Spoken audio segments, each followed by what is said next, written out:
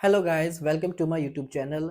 And in the last class, that the difference between climate and weather, and I told you about the uh, something about climatic controls, but in brief, not in detail. So today in this class, we will discuss all the climatic controls.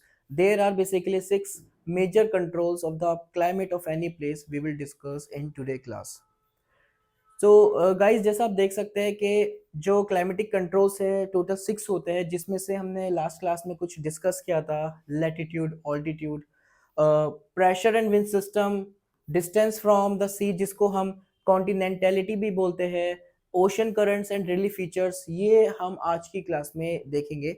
जो book में है इतना हम deeply जाएंगे नहीं, इस चीज़ को हम पहले आसान तरीके से समझेंगे। तो फ्रेंड्स देखिए, जैसे ये हमारा सन है, ये हमारा अर्थ है। तो जैसे कि आपका ये लैटिट्यूड हो गया, पहले बीच में ले लेते हैं इक्वेटर, जो कि होता हमारा 0 डिग्री का। ये आपको 23 डिग्री लैटिट्यूड आपका नॉर्थ का, और नीचे 23 डिग्री लैटिट्यूड आपका साउथ का। सो फ्रेंड्स, इतना डिटेल में पढ़ने के बजाय इस चीज़ को अगर हम थोड़ा बेसिक तरीके से समझेंगे, तो जैसे कि हम सबको पता है कि जो सन है it is bigger than the earth. तो जो सन रेज आती है, जो रिफ्लेक्ट होके आती है यहाँ पे, इसको हम बोलते हैं सोलर इंसोलेशन। इसको हम क्या बोलते हैं? Solar insolation.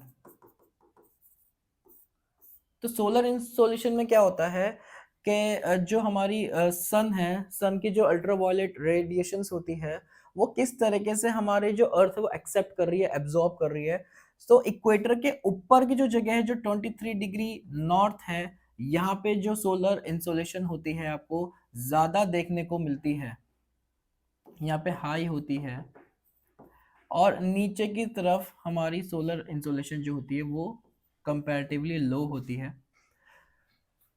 हमारा जो अर्थ का कर्वेचर है, यानी कि जो हमारी अर्थ है वो थोड़ी टिल्टेड है, थोड़ी स्लैंट, थोड़ा आप कह सकते हो स्लैंट पोजीशन पे है, थोड़ी तिरछी है।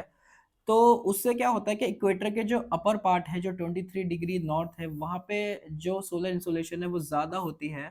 वेयर एज जो सोलर इंसोलेशन है, जो अल्ट्रा वायलेट रेडिएशंस है, वो इक्वेटर के बिलो, यानी कि 23 डिग्री जो साउथ का आप ये जो एरिया देख रहे हो, ये साउथ साइड जो है, इस तरफ जो है लो देखने को मिलता है हमें सोलर इंसोलेशन। तो गाइज हम ये आज जान लेंगे कि 0 डिग्री इक्वेटर पे, अर्थ पे जो प्रेशर होता है वो लो क्यों होता है। छोटा सा एक एग्जांपल लेते हैं, इसको ध्यान से समझना। For example, this is your son, ये आपका सन है, ठीक है। ये हमारा लैंड है। सन की यहाँ पे रेज आ रही है लैंड पे।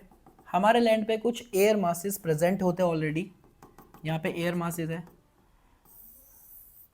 तो एयर मासेस पे जब सन रेज पड़ रही है तो ये हीट अप होके ऊपर गए, थोड़े ज़्यादा ऊपर सन तक नहीं जाएंगे, इतनी ज़्यादा हाइट तक नहीं जाते, थोड़े ऊपर तक ही जाते हैं। तो जब ये ऊपर गए, यहाँ पे एयर मासेस हीट अप होके, तो यहाँ पे जो प्रेशर क्रिएट हुआ है वो लो प्रेशर क्रिएट हुआ है। कौन सा प्रेशर? लो प्रेशर क्रिएट हुआ है। ऊपर गए ये एटमॉस्फेयर में, ठीक है। और जैसे जैसे ऊपर जाते हैं वैसे वैसे ये कूल डाउन होने लग जाते हैं।